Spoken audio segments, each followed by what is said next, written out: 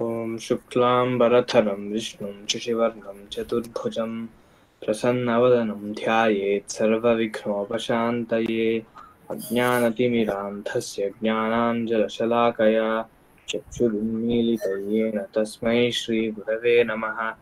गुरुर्ब्रह्मा गुरुर्विष्णुर्गुरुर्देवो महेश्वरः। गुरुः साक्षात् परब्रह्म तस्मै श्रीगुरवे नमः।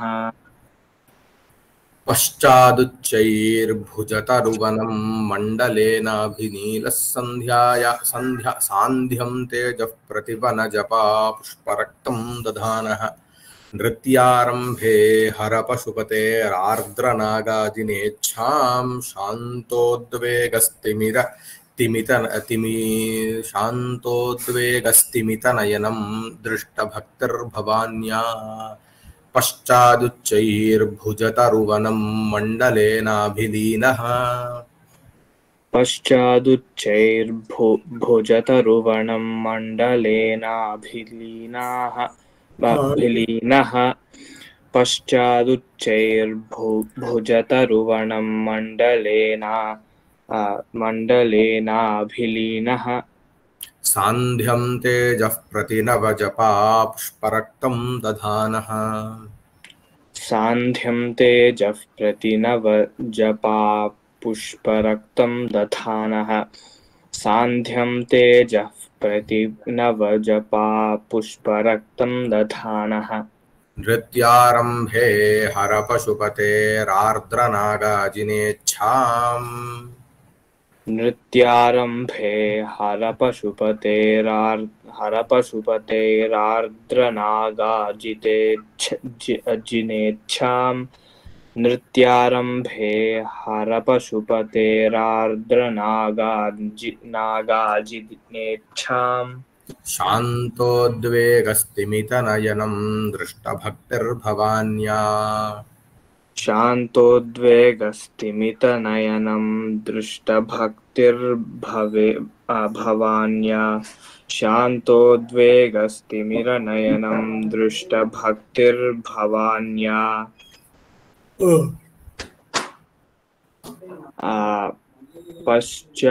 पश्चात् उच्चैः भुजतरुवनं मण्डलेन अभिलीनः सान्ध्यं तेजः प्रतिनवजपा पुष्परक्तं दधानः। नृत्यारम्भे हर पशुपतेः आर्द्रनागाजिनेच्छां शान्तोद्वेगः शान्तोद्वेगस्तिमितनयनं दृष्टभक्तिः भवान्याः। లేకపోతే భవాన్యా అనే వస్తుంది. భవాన్యా. ఓకే. సో ఇక్కడ క్రియాపదాలు వచ్చేసరికి హర అంటే త్వం హర. దాని తర్వాత ఇంకోటి ఏమంటే దధానః దధానస్సన్. దధానస్సన్.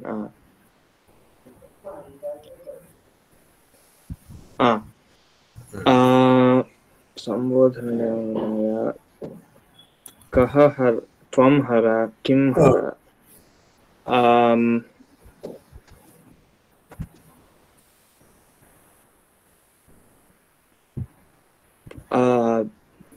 तेजः हर. तेजः दधानः. तेजः दधानः. सान्ध्यं. అది సాంధ్యం తేజః. సాంధ్య దానికి విశేషం. ఓకే. ఆర్ద్రనాగాజినేచ్ఛాం హర. ఆర్ద్రనాగాజినేచ్ఛాం హర. దానికి విశేషణాలు వచ్చేసరికి శాంతోద్వేగస్థిమితనయనం, प्रतिनवजपा पुष्परक्तं, కాదు కాదు, ఇచ్చాం కదా అక్కడ, అది అక్కడ ఒకటే ఉంది. పశుపతేహే ఆర్ద్ర నాగార్జునేచ్ఛాం హర అంతే. ఓహో ఓకే. శాంతోద్వేగ స్థిమితనయనం యథా స్యాత్ తథా, అది ఇక్కడ క్రియాపదం. తథా హర.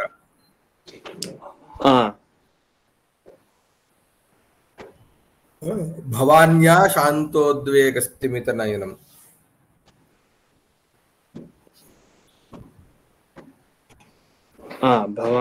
భవాన్యా శాంతోద్వేగ స్థిమితనయనం యథా స్యాత్ తథా హర. దృష్టభక్తి సన్ హర. దృష్టభక్తి సన్హర. కదా నృత్యారంభే నృత్యారంభే ఏతాదృశః భూత్వా తాదృశేచ్ఛాం హర. అలాగే దధానః, సాంధ్యం తేజః దధానః. ఇంకోటి ఏంటి, తేజః ఎలా ఉంది ఇంకోటి,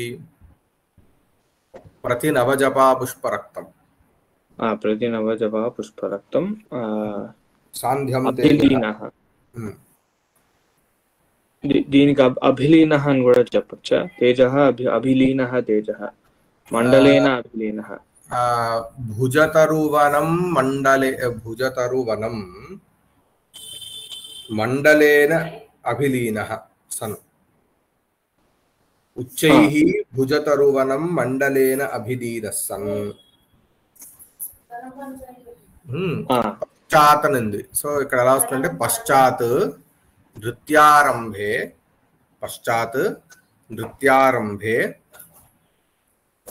ప్రతి నవ జపా పుష్పరక్తం సాంధ్యం తేజః దధానః సన్. ఉచ్చైః భుజతరువనం మండలేన అభిలీనః సన్. భవాన్యా శాంతోద్వేగ స్థిమితనయనం యథా స్యాత్ తథా దృష్టభక్తిః సన్. పశుపతేః ఆర్ద్ర నాగార్జునేచ్ఛాం హర.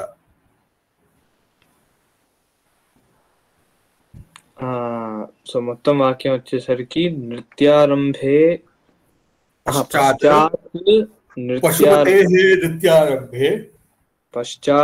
పశుపతేః నృత్యారంభే ఉచ్చైః పతి నవజపా పుష్పరక్తం సాంధ్యం తేజః దధానః. ప్రతి నవజపా పుష్పరక్తం సాంధ్యం తేజః దధానః. ఉచ్చైః భుజతరువనం మండలేన అభిలీనః సన్.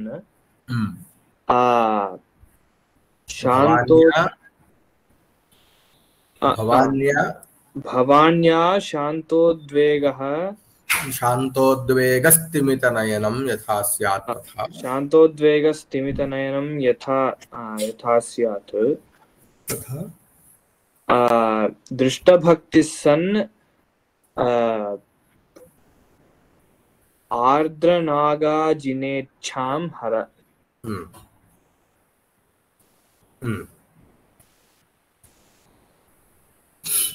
ఏం చేస్తున్నారు అంటే పశ్చాత్ అంటే ఏంటి, సంధ్యా బలిలు గురించి వెనకాల చెప్పాడు కదా. సో అది అయిన తర్వాత పశుపతే అంటే శివుని యొక్క, అంటే ఇక్కడ మామూలుగా ఫస్ట్ ఒక బ్యాక్గ్రౌండ్ తెలుసుకోవాల్సింది ఏంటి అంటే,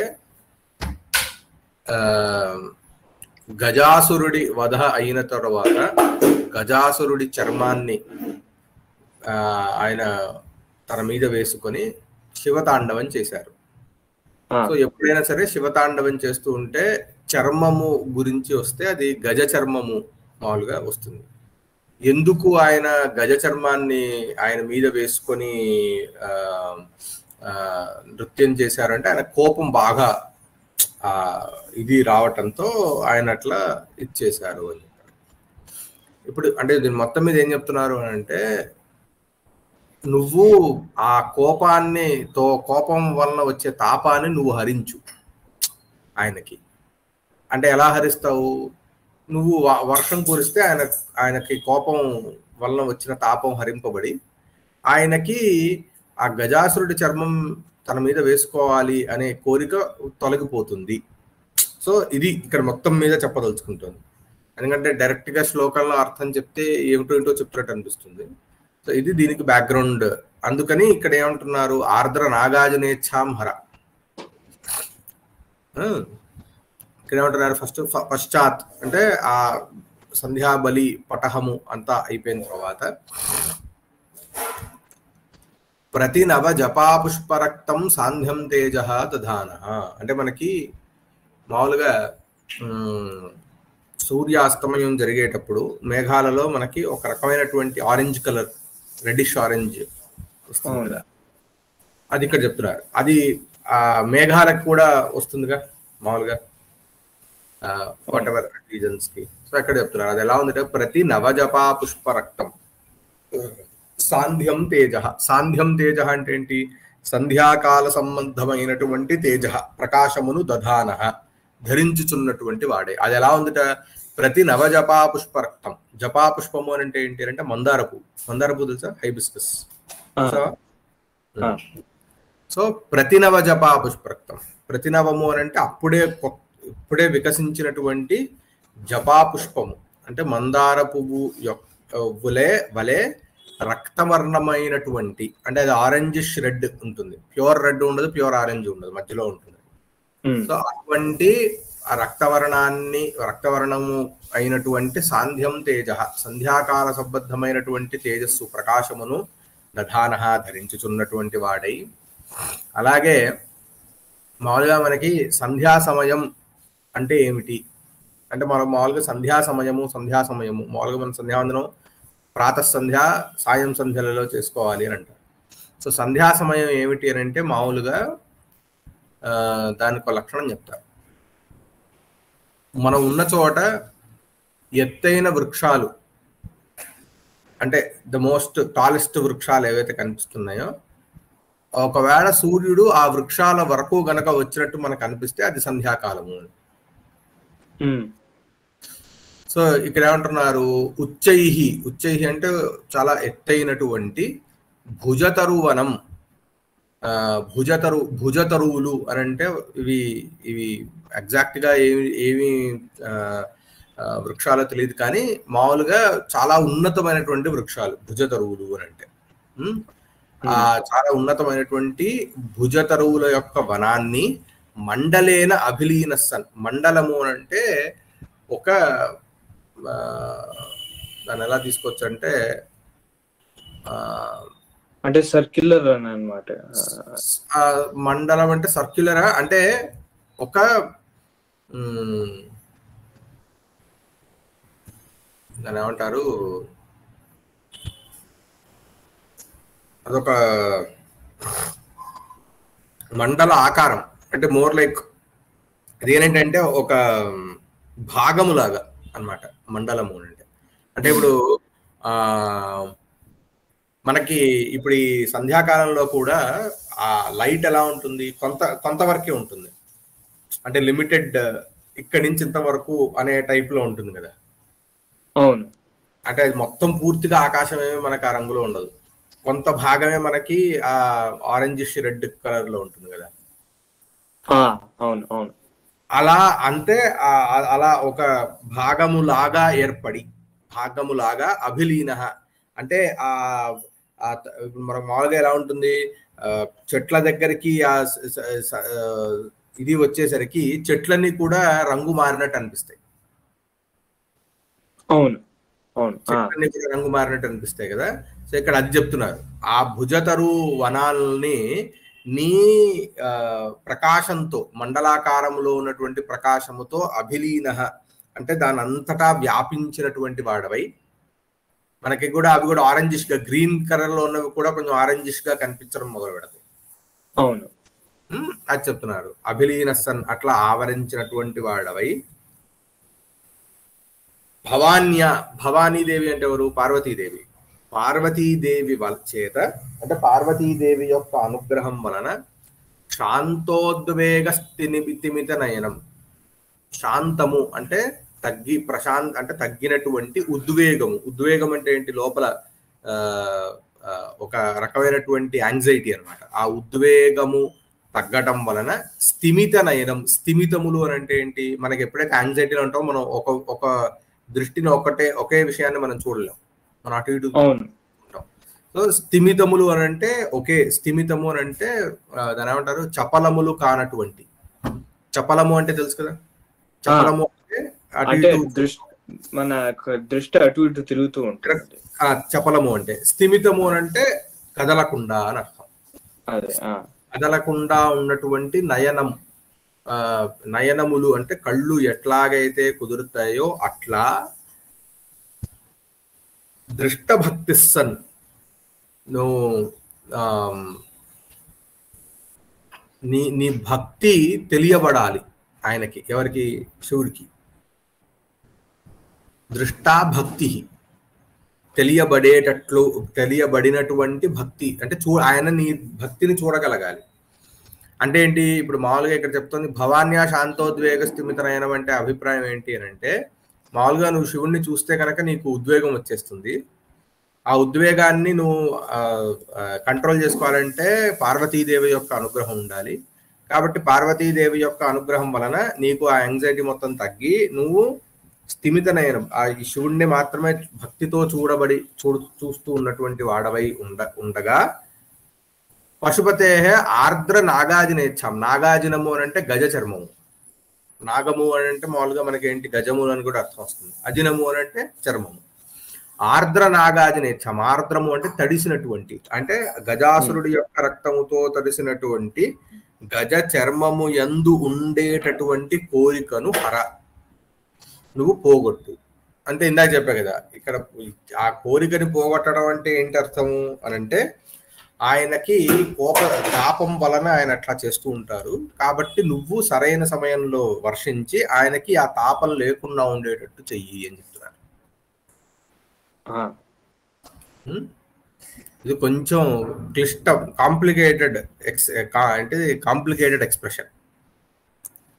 దీని వెనకాల మనకి బ్యాక్గ్రౌండ్ అంతా తెలిసి ఇక్కడ ఏం చెప్పదలుచుకుంటున్నారు మొత్తం చేసుకుంటే తప్ప డైరెక్ట్ గా ఇది అర్థమయ్యే శ్లోకం కాదు.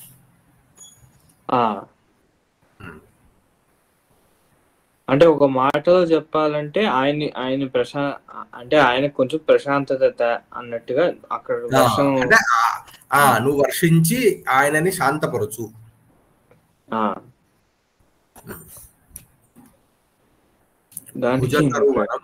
ప్రతి నవజపా పుష్పరక్తం నృత్యారంభే ఆర్ద్ర నాగాజినేచ్ఛాం శాంతోద్వేగ స్థిమిత నయనం దృష్టభక్తి. భుజః ఇతి తరుః భుజతరుః భుజతరూనాం వనం భుజతరువనం. అంతే. నవజపా పుష్పరక్తం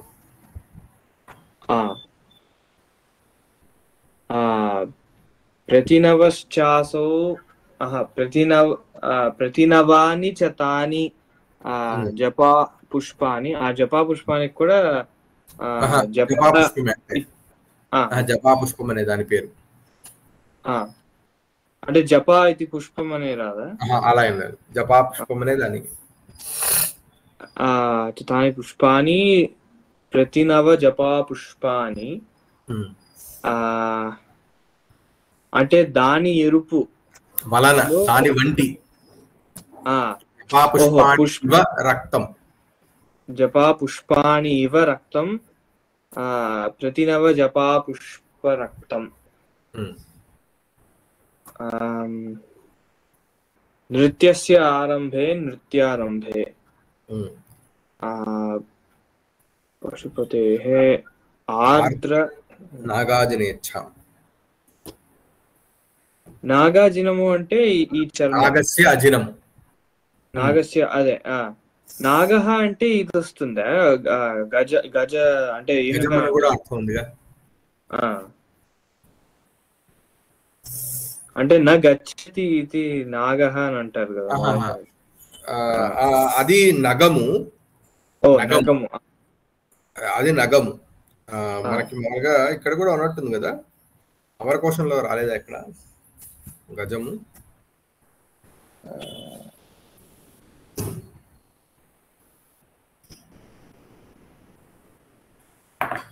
వనౌషధి వర్గం అనుకుంటాం కదా.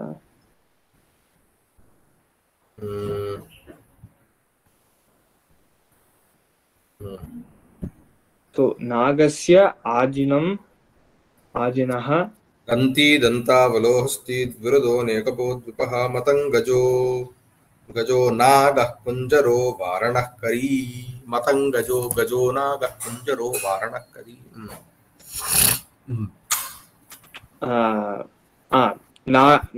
नागस्य नागार्जुनम् आर्द्रं च तत् नागार्जुनम् आर्द्रनागार्जुनम् आर्द्रनागार्जुने इच्छा आर्द्रनागार्जुने इच्छा దృష్టభక్తి ఇప్పుడు దృష్టభక్తి శివుడా లేకపోతే నువ్వు మేఘుడు దృష్టాభక్తి యస్య సహ ఎవరి భక్తి అయితే చూడబడినదో శివుడి చేత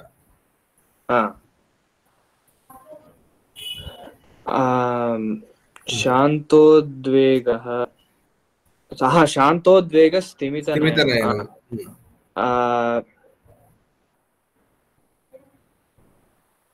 उद्वेगः शान्तश्चासो शान्तः उद्वेगः स्तिमिते नयने स्तिमिते नयने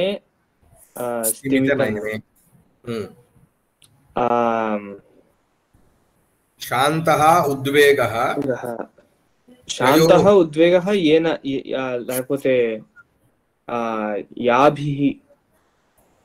याभ्यां లేకపోతే ఇలా కూడా చెప్పొచ్చు శాంతః ఉద్వేగः యయోస్తే శాంతోద్వేగే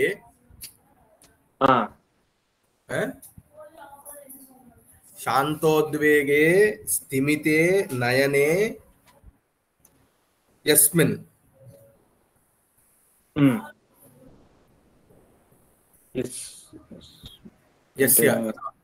ఎవరికి యొక్క అయితే అని కదా శివుని యొక్క శివుడు కాదు ఇక్కడ మేఘుడు మేఘుడే సో ముందు శాంతః ఉద్వేగः యయోస్తే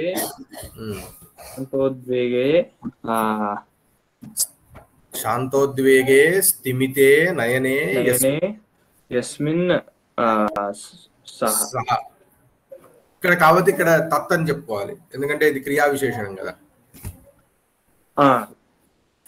శివుడికే చెప్తున్నారు ఇది శివుడికే చెప్తున్నారు ఆయన యొక్క